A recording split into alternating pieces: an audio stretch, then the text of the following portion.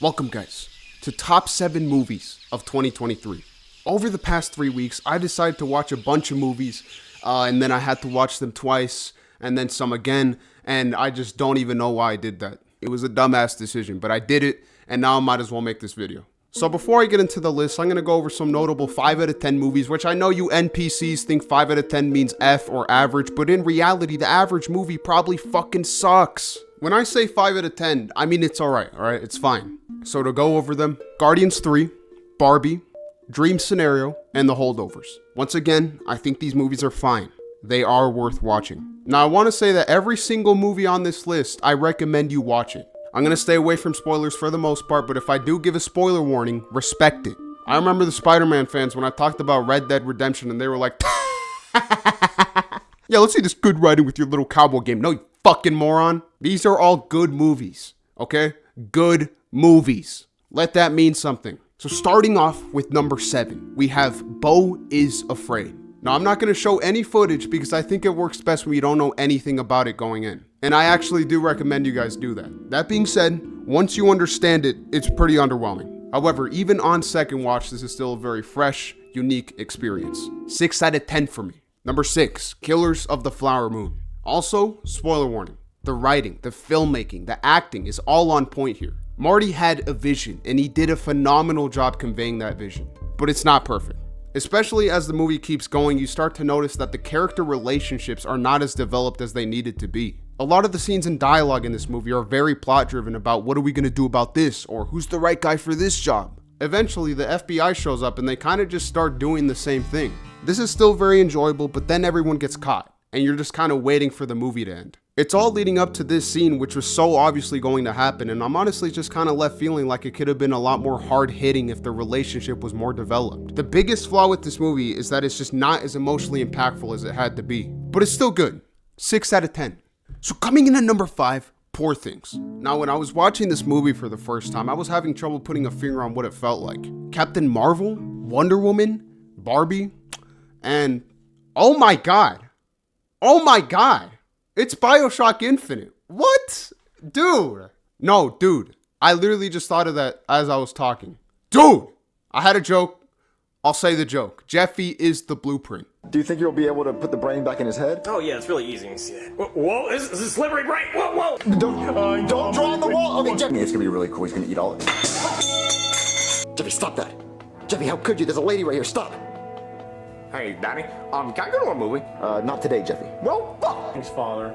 But actually, I had another plan. What? If I won that $1 million, I would actually invest it in oil and 3D printing of organs, and within the next 2 years, that money should go up to about $4.2 billion. But yeah, I don't even know what to say, actually. It's an idea that I've seen many times, but I think it does it better than most, honestly. So respect Poor Things. Number 4, Oppenheimer.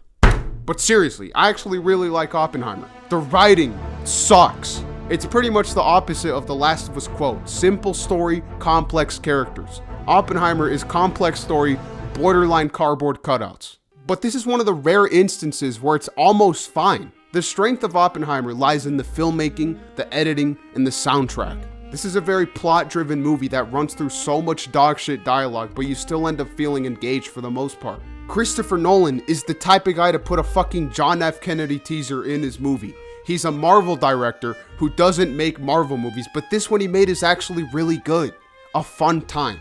A 7 out of 10. 3 Past Lives. Wow. This movie had me emotionally invested in these two characters pretty early on, and that's due to some really good acting and writing. There's so many scenes that feel so real. And then you have this third character and he ruins everything. Like, what are you doing with the fucking controller? You're breaking the fucking immersion. And then he pulls out this leg hug and it's like,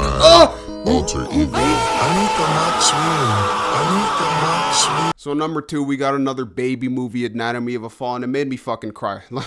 Let's slow it down here. So I say that, but even I've seen a lot of YouTubers or just people on the internet cry, and I've respected it, but it's not something you really understand until you're in the moment.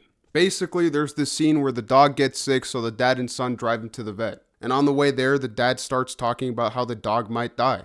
He talks about all the good things the dog has done and all the good intentions he's had. And after such a great life, one day he'd be done. But the thing is that he was also talking about himself. And me personally, I view death as something natural that will happen to everyone. But the truth is that it's still hard. And the way he described it made it feel so insuperable. Tears were genuinely flowing down my face. I've definitely teared up before, like with Blade Runner, Red Dead, Kung Fu Panda. But I remember actually coming to the conclusion that the only reason I would quote unquote cry is when all the great pieces would come together in such a great way, but this was different. I do gotta say that the first time watching, the moment where it really got me was when the movie showed the dark side of the characters. It felt very raw, and that really only worked because the writing and acting were so good. But looking at this movie as a whole, I do think it has problems. A lot of it is just logistics, and I don't think it was the right move to build it up like a fucking mystery. Art is about feeling something, and I love parts of this movie, but not completely as a whole, which is why I will give it a 7 out of 10.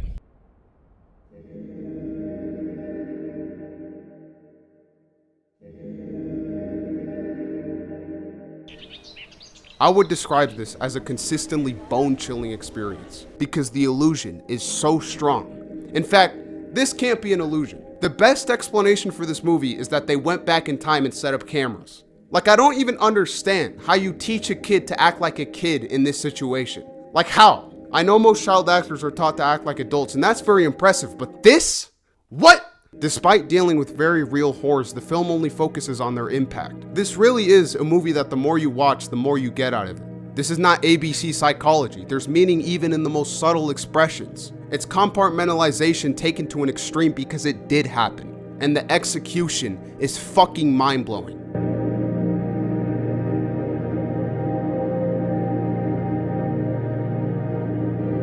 And it's chilling because it is about the Holocaust. And that's a canon event, dude. And I think the amateur mistake that ruins this movie is that they didn't have a scene with the loading screen background where a guy explains what a canon event is. So it's only a 9. Trash.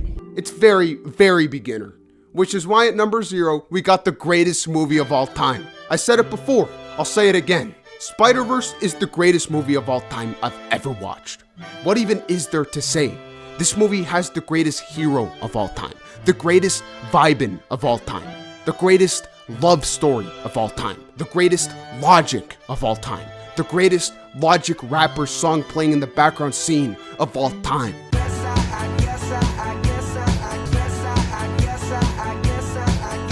You have the greatest villain of all time, the greatest everything of all time. It's not even a competition. It wasn't even close. This truly is a once in a humanity movie. So thank you guys for watching. Bye.